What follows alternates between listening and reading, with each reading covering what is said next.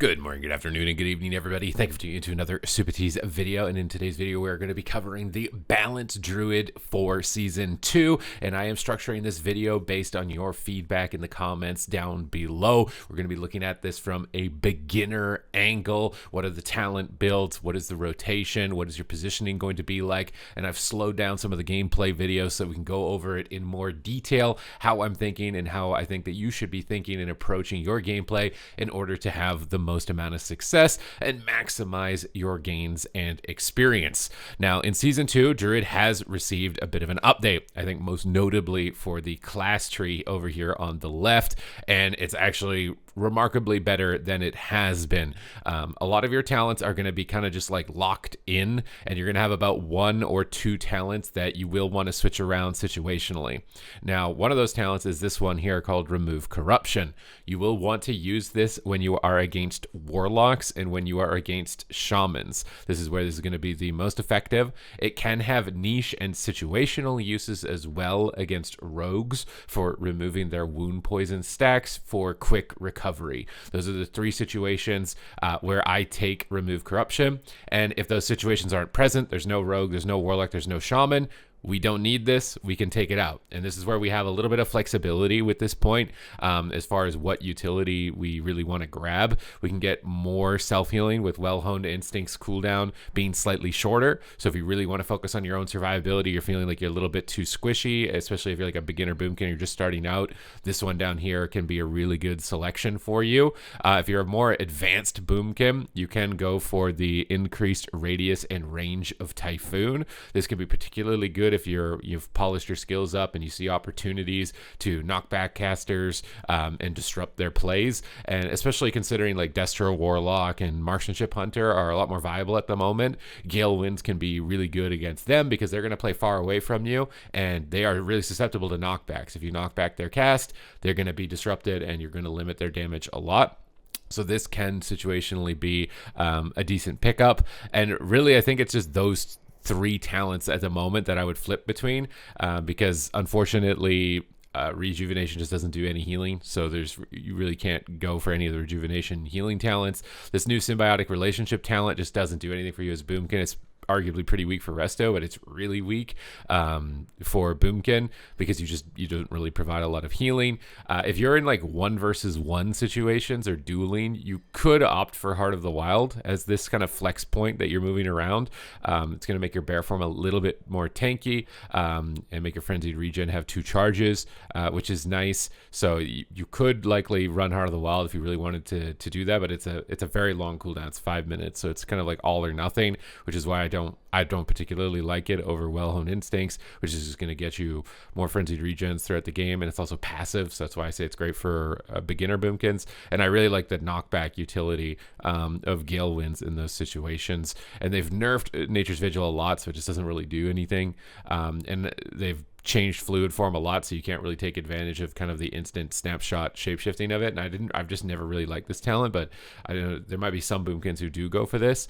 And generally speaking, you're not going to spend a lot of time in cat form, or you're just going to die instantly, so you can't really utilize these cat form talents on the side. So I say majority of this is locked, and you basically have this 1 talent point that you can flip between for the situations that we've described. So when those situations present themselves, you now know what to do with those talents. These talents as well on the right, I play with pretty much every game. This is kind of the single target build. I think that this is the build that's going to be good with the new tier set bonus that I'll cover here in a moment. And this build just focuses around building up astral power, getting into Eclipse, and then just funneling out star surges during your Force of Nature window. It's going to play very similarly to the Season 1 single target build that I've made a video for, although it's going to be a little bit easier to play now with the new set bonus. Now, when we look at PvP talents, you have another talent point that's kind of flex. For the most part, Alkan Adept is auto-locked. Moonkin Aura is auto-locked, so you don't really need to worry about that. It's not a whole bunch of like complicated math you need to do with Boomkin as far as switching the talents around constantly. But this one, though, Moon and Stars can be really good if you're fighting classes that have a ton of disruption. And what it's going to do is it's going to put a circle beneath the ground when you get into Eclipse. So, for example, if you cast 2 Wraths, you'll get into Eclipse.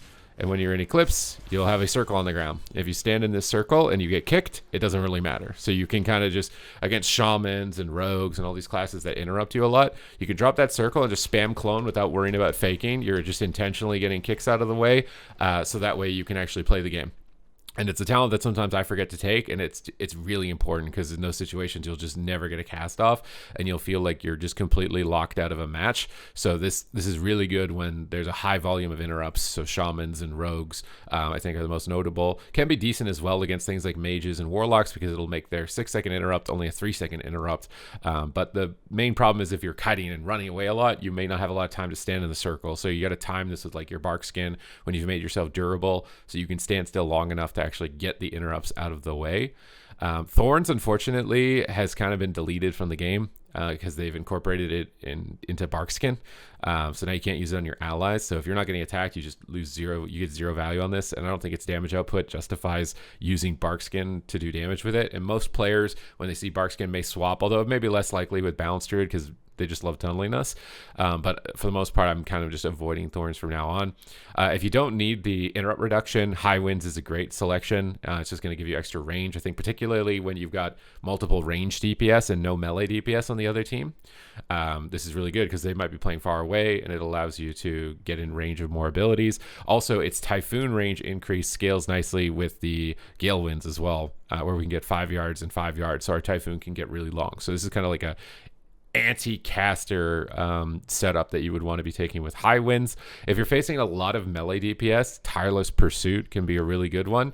And what Tireless Pursuit's going to do is it's just going to let you shapeshift, although I'm in flight form, but it'll let you keep the movement speed bonus, so you're really fast. That's the one main advantage of Boomkin and PvP at the moment, is that your movement speed. So Tireless Pursuit can be really good for running away from multiple melee attackers. High Winds is really good when you've got multiple range situation. Moon and Star is really good when you know there's going to be a lot of interrupts and you know that maybe you're the only one that's going to be tanking the interrupts. Like you don't have another caster on your team. So getting rid of those, it's always going to be really good. Protector of the Grove can be really good in battleground situations, and it's just going to make your regrowth actually heal. You actually have some amount of healing. I pretty much only would take this third talent in battleground situations. In solo shuffle, your dampening is reduced. Most of the time you're getting attacked, so it's hard to really get the benefit, but it can be nice because you have talents that make your regrowth instant cast. So you can cast it on an ally, then you get the quick cast, and you can kind of chain react it together. So it does have some niche uses, especially in battlegrounds, but I'd say it's a little much less so for arena. So let's get to the rotation. And I know a lot of people, they wanted like a beginner approach to this to figure out what you're doing. So I'm going to turn on Trophy GCD. I thought that I already had it turned on. And what this is going to do, it's going to track my global cooldown so you can see spell after spell as I'm describing them. And we're going to go over different possible stages of openers. So one of the standard openers is kind of, you don't go for a stun because you don't really want to get close to the enemy. You kind of want to just open up from far away. And if you're going to open up from far away, generally you're going to just start with Sunfire, and then you can Trance, Incarn, cast 2 Wraths to spend your Dream Burst. Your Trance will apply Moonfire, and then you can spam Star Surge. That's the main go-to. I said I was going to explain it slow, and that didn't really sound that slow, but you can see rotation. You'll just spam Wraths to get Astral Power and just keep dumping Star Surges into the target that you're focusing, and your Trance will maintain Moonfire. Then after your Eclipse or Incarn is over, you'll cast 2 Wraths to get into Eclipse if you're not getting attacked. If you are getting attacked, you'll use Starfire to get into Solar because you'll have the instant Starfires. And you're kind of just weaving together and making sure that your dots maintain uptime. And you can see we've got Trance again. So we'll fall out of Eclipse, and this is an important thing, is that you want to fall out of Eclipse because you get this buff called Dream State. So we'll go over the burst rotation again. You get Sunfire applied. Don't worry about Moonfire because Trance are going to auto apply it. Then we're going to Incarn. We're going to cast the 2 fast Wraths with Dream State, and then we're going to pump Star Surges out, and that's the main rotation. So we're going to go Trance, Incarn, 2 Star Surges, and then, or 2 Wraths, sorry, and then spam Star Surge until you're out of ammo, and then you can Fury of Elune, and then continue to spam Star Surges and Wraths weaved in between when you don't have enough Astral Power to do so on whatever target that you're really going after particularly. And you can see with like a little bit of AoE, we're peaking sustained over about 1 million DPS, which is great. And then in between that Trent window, you can just lob out 2 Wraths to get into Eclipse, and you're just going to be chilling in this. Sometimes you'll get this situation right here, especially if you've been CC'd, where you're like in an Eclipse, it hasn't ended yet, and you don't have Dream State. If you really think you can kill a target, you don't need to worry as much about falling out of Eclipse. You can kind of just send Incarn and Trance and just spam out Star Surge.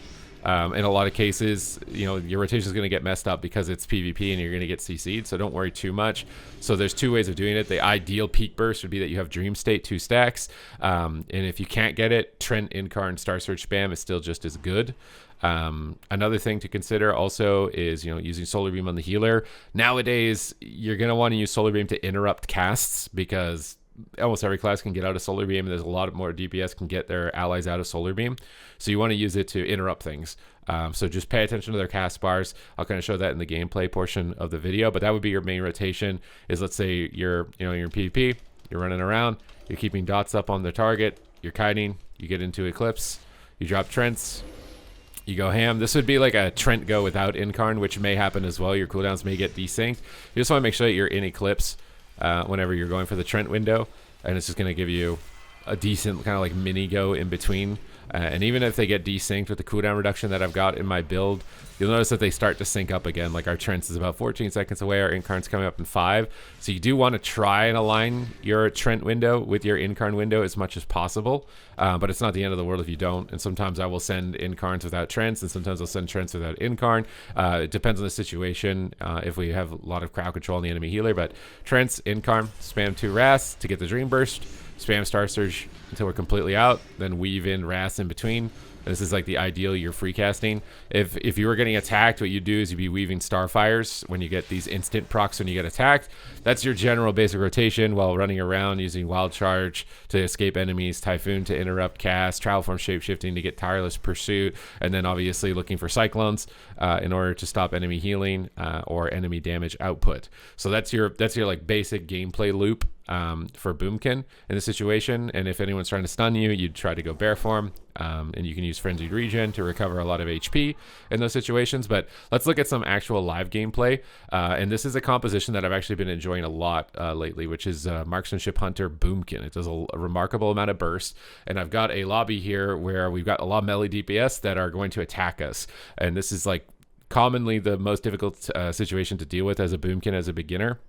And I'm going to try and help you navigate through it. And I've slowed the video down, so hopefully I don't need to speak as fast to describe everything that's going on. This is a comp where I don't really want to open next to them too much, because they want to go after me and it can be very scary. So I try to Cyclone from stealth, and I end up catching the Shaman, and this forces the Death Knight to grip, which is why we don't like opening next to them. We want them to use death grips so they have less of them in order to grip our allies, and we're going to be able to escape more easily. So now that this Death Knight has used death grip twice on us, from us just kind of kiting and avoiding damage, our Priest has a lot more options in order to recover us. They can life grip us, they could drop barrier, and we should be able to escape. And we're going to use Stampede to just immediately escape with life grip to the opposite side of the map. If he didn't grip me, I would have just stayed in the barrier and pressed bear, but we've been able to get through that opener. Now we're going to use the Trent Incarn double Wrath Star Surge that I was talking about, but look, you're going to get CC'd. It's not the end of the world. You can just fire Star Surges instead, and I see the warrior out of range of grounding, and he's out of range of the Shaman, so I'm going to disarm him. So I should have mentioned Fairy Swarm, honestly, as a talent. It's really good into warriors, and it's really good into hunters. I should have mentioned that with the talents. So you want to disarm the warriors when the healer is CC'd, and we can see that on the Gladius frame here, and we're just lobbing damage into any melee that comes towards us. Probably should have been hitting the DK for that global. He might have just died. And I'm pulling the enemies away from the Shaman. You see how far away the Shaman is in the top left corner here of the screen? I'm pulling them away and out of their line of sight, and then attacking targets that don't have Earth Shield against Shaman. So I'm tracking Earth Shield here on their debuff, and it looks like a green rock basically, and I know the warrior doesn't have it, so I'm hitting the guy that doesn't have it and forcing the Shaman either to switch the Earth Shield, and then if he does, I can switch targets again. Whereas the Death Knight, it's right here. I can see Earth Shield is on the Death Knight, and I'm just positioning the Shaman out of line of their DPS. Try to go for a root here, but this is where, I mean, like, root beam is not that effective. Melee, just, he can rally and cry out of the beam. He can spirit walk out of the beam. You can do a wild charge trick to try and keep him rooted into it. This is what I tried to do, but it didn't work. We get a fear, and I can see the Shaman is now on the right side of the screen. So I'm going to start cutting towards the left, to the opposite direction of the Shaman, opposite pillar of the Shaman, and pulling the melee behind the pillar while doing as much instant cast damage as possible. So we're using the instant Starfires. You can see I'm in Incarn here. We have the Trent window. We're dropping instant Starfires, pulling the Shaman back, knocking enemy attackers, Should have maintained my dots here. I think I was trying to kill Grounding Totem. But maintaining dots is really important. I see Ravager. I'm going to pull back away because the Shaman is pushing in on top of me, and I don't really want to drag melee on top of my healer. It can be rough if you do that, especially with a Death Knight, especially if this guy was Frost. It would be a lot harder. Another thing, too, is as you're casting Star Surges, I think it's after 5, you'll get an instant regrowth, and your regrowth bind will light up. It's very important to use this instant regrowth on yourself, as it will make you take 8% more healing and give you 8% movement speed. So it's really good for avoiding their attacks and helping your healer recover, because generally you take a lot of damage. And now we're going to get gripped away from the Shaman, who's opposite this pillar. So we can pull them back away out of line of sight of the Shaman by wild charging a safe distance back and continue to hammer damage. Now we get stunned here, and I generally use Barkskin when I'm stunned, but to be fair, both DPS weren't attacking me. There is some debate here as to this Barkskin not being 100% necessary. There's no cooldowns committed. I sometimes just panic on Boomkin when we get stunned, but you do want to take assessment of like, are they actually getting uptime? This is why VOD review is really good as well for your own personal improvement. You can see situations like this where I'm watching myself even, and I use Barkskin when only one guy was really attacking me. It wasn't really 100% necessary. Generally want to wait for at least for when they're both attacking. We get gripped in. When you get gripped, you kind of want to get away as soon as possible, and you want to consider using Disarm in this window, because Death Grip is the big Q against Death Knight, so you're about to take a lot of damage. So we've got CC on the Shaman. We can disarm the Warrior with Fairy Swarm, and we can blast damage down. Focusing the Death Knight here, but the Warrior I think had no air shield, but he's kind of running away, so I'm hitting whatever's closest again and just maximizing my damage. Just keeping pressure going and letting my ally focus on crowd control on the Shaman. This is the main goal when you're running any sort of double ranged setup, is that the range that's getting attacked focuses on defense, positioning enemies behind the pillar. We go for Solar Beam, and again, he can I'm surprised he couldn't get out of this. He took a little bit to get out of it, but we get him caught in a Solar Beam, into a scatter, bash the Warrior, stun the DPS while the healer is CC'd, isolate them, kind of blast down damage. We get a fear out of the trap and the scatter, so you can see that my teammates can get crowd control. I can focus on damage, survivability, use Typhoon to get a little bit of distance from the melee attackers. You got Wild Charge as well to escape when they ultimately do reconnect to us. And there's a Ravager on the ground, which I don't really want to stand in. So just constantly moving, pulling them away from the Shaman, pulling them around corners to positions where they risk compromising themselves and losing the game if they chase me. And then if they give up chasing me, it opens up for me to cast and do a lot more damage. Disarm the Warrior here as they're connecting. Disarm here maybe wasn't 100% necessary. It's kind of forcing the Shaman to try and get him. I had him pulled behind the pillar. It could be hard to get value, but just blast damage. We got this Death Knight so low, even with no CC. We get life gripped across the map. We get stunned here. Could trinket this and stampede away. So we're going to trinket, wild charge away, get a little bit of a distance here, and then pull them opposite of the Shaman again. Bear form on the stun, Barkskin as they're both connecting, and continue pulling them out of line, root them while the Shaman's in a scatter. So I'm always paying attention to CC here on the Shaman, and then we can use Disarm or we can use Roots to prevent the melee from moving or prevent them from attacking with their weapon. And I'm kind of just hitting whichever one comes after me. And now we force the Warrior to run away. And look, now they're off of us, which took a while to get them off of us, but now they're off of us. So now I can look for Cyclones. So now as soon as they get off of me, I'm switching gears. I'm getting Cyclones on the Shaman, and they see that. And like, oh no, we shouldn't have got off of him. He's getting Cyclones. We're really low health now. And we're just lobbing in damage, trying to keep our dots up here in these final couple seconds here so we can finish off the Warrior, clip him with a big Starfire, and we're able to take the match as a result. So it's about adaptability. It's about flexibility. When you're being focused like this, it's double melee, double ranged. Focus on defense, survivability, getting them in a spot where they have to get off you. And then when they get off you, flipping the switch, getting on top of the healer, and then CCing them, and then flipping back and forth between those two game modes while maintaining the rotation as I described. And we're playing the D-Curse build because they have a Shaman. So if we need to remove Hex, which is the main thing on any of our allies, we will have access to that tool in order to recover and survive. So I hope you guys enjoyed this. Oh, we didn't talk about the set bonus, actually. Let's talk about the set bonus a little bit here too, which is really good. So our jackpot is going to give us a wild mushroom proc basically when we use Incarn. So it guarantees you have triple dots on the targets, and it's a nice AoE. And also our fourth set is going to be Star Surge, does more damage against targets with wild mushroom. So basically the season 1 build is just even better than it was last time.